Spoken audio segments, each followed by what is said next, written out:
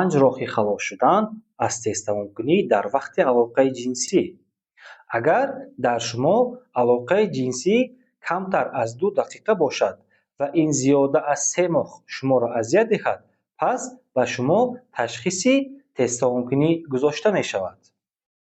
салом дӯстон, ман Хидраилӣ Суҳроб, духтур-уролог андролог ҳастам ва имрӯз дар бораи 5 роҳе суҳбат мекунем, ки дар ҳақиқат метавонад давомнокии алоқаи ҷинсии шуморо дароз кунад. Якум, истифода бурдан аз техникаи стоп-старт. Дуюм, истифода бурдан аз лифофа, яъне презерватив.